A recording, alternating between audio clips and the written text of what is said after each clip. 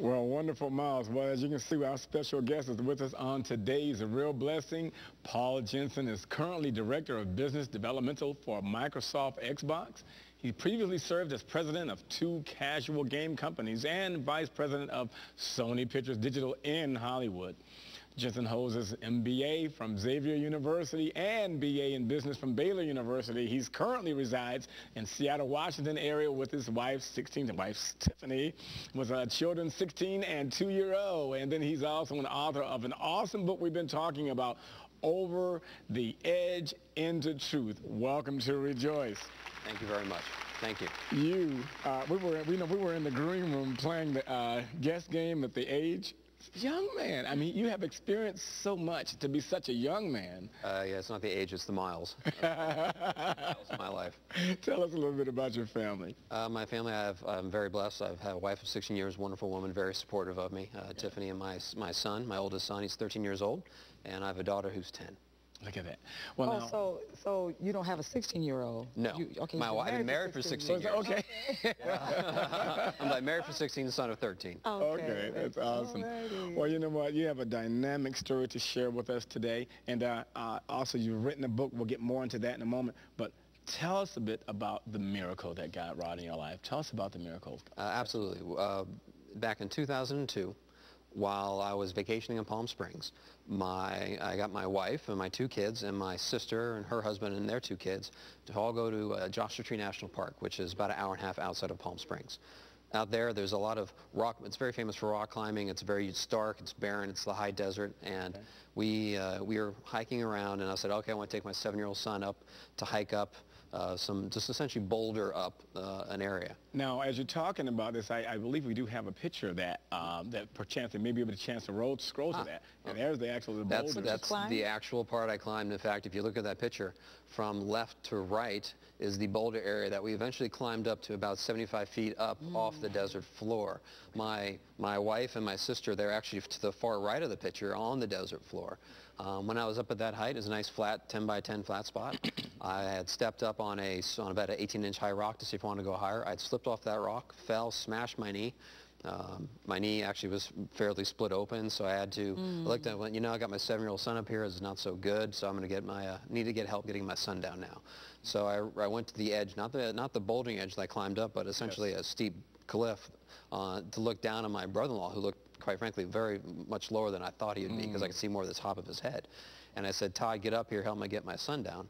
And I started feeling dizzy, and I walked away from that edge. And I put my hands on my knees, because I started feeling dizzy, and I got my head real close to the ground. I saw the world spinning, and then that was it. I passed out.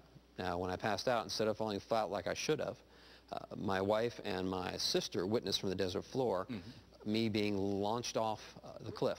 Saw me doing a dead cartwheel in the middle of the air, and then saw me all the way to the last 2 feet where a rock obscured their view, because I hit about 30 feet up. So 4.5 stories I fell, but they heard a smack as I hit the ground. Oh my!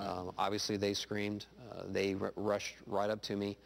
My wife fully expecting me to be dead, and when they found me, I was wedged. I didn't roll. I didn't like bounce and careen down. I just one spot, right? Yes. And they saw what she saw was me kind of upside down with the head right here, this part of my, not the camera area, this part of my head, the dent's kind of visible still, but you could see my skull. It was butterflied open. You could see my skull. My left eye was kind of inside out. My right arm is so far behind my body that my wife thought I didn't have an arm. She thought it, so when she went to pick me up, which you're obviously not supposed to do, first to see if I'm alive, second to see if I even have an arm. Yes. And the answer was yes to both, which was amazing. And those pictures. And those are the photos of after. That's day one. That's when I came back from the hospital. You can see, I don't know if you have the next photo or not. There was one more. Yes. There you go. That's day 3. And you can see the hard impact spot on the upper left side of my head. That's where it was really butterflied open, and took 35 stitches all throughout my face to kind of border it up together. But when I was there in that rock, my brother-in-law took off. He's like, he's going to take off and get help. And he ran around a corner, and the first person he ran into was a trauma surgeon being learned how to rock climb by an EMT. Just happened to be there. Out there in the midst.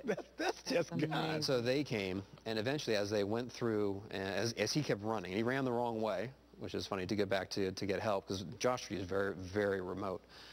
Actually, of the 50 people who came to rescue me, 35 were medically trained of some sort, which is amazing. It took 30 people to bring me down off of that rock. Oh, I was brought to, I got my first helicopter ride to Palm Springs, where they treated me as, of course, a full trauma patient, because on the rock, when all those people were there attending to me, they were telling my wife, preparing her to say, look, you know, he's probably brain damaged.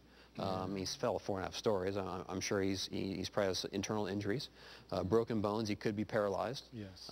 You know, he may be alive right now, but you know, he's preparing her for the worst. Yes. And so when they went through, they did a full battery of all tests you can imagine at the hospital. Right. And I'm laying in that bed. Doctors kept coming up to my medical chart, looking at it, and I got concerned because so many were coming. Well, when did you gain consciousness? I gained consciousness within, I roughly say, 45 seconds after I fell. Oh. Really, it was like that. And normally people that have a class 3 concussion, they forget almost the whole day. Yes. But for me, I remembered everything. But I came to with being rocked back and forth because my sister ripped her shirt off and wrapped it around my head, just being rocked, hearing her say, Jesus, Jesus, Jesus, Jesus. Yeah. And I did lay on that rock for about 2 hours before the helicopter came. So it took a while. So I did remember it all. But when I got to that hospital and I asked, so, you know, what's happening? After all those doctors were coming, they said, haven't you heard? They're calling you Miracle Boy. And I said, I don't understand. Why? And they said, well, we've done all the tests and nothing. There is nothing wrong with you. You have no broken bones. You have no internal injuries. Oh. Your skull is not fractured. And in fact, your brain waves don't even represent trauma. So, Right. even though you have good insurance, you're really not medically sick enough to stay here, so you're free to go. Look at that. So within so many hours, you were out. Yes. Yes. Out of the hospital? Out of the hospital. I didn't even stay the night. You didn't even I didn't stay the night. I mean, God is truly, you know, I don't feel like I deserve this life. I don't feel like I deserved to be saved. There's nothing special about me. Certainly when I had grown up reading the Bible, I heard, you know, the miracle stories and read the miracle stories and go, why, you know, why doesn't it happen today? Well, it does happen today. I am living proof that it does happen. The only reason I understand why God saved me is essentially all the stuff that I learned afterwards, perhaps to share the story. That's why I feel like this is God's story, not mine. Yes. Which is another reason why I'm giving this away for free, which I'll talk about that later. But it truly was an amazing, amazing experience.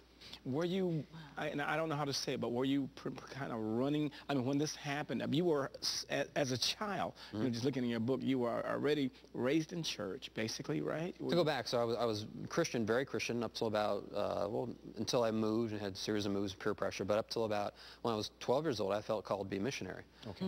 You know, when I moved to Ohio, my desire for acceptance kind of changed, and I eventually drifted away from that. And for the next decade and a half, I was the fraternity guy gone wild. Yes, but you were sharing that. I immersed myself when God was always there, but I kind of put him in a basket to kind of fit the worldview of that. Instead, I went to music and movies and television and what society says we should aspire to be, what gives us value, and that's what I chased. And it took 3 weeks before that miracle happened is when I finally came back to God. Look at that. And God, you know, I wasn't deserving. Certainly the life I had led, I was not deserving of his mercy and his grace, but I received that in a very large way.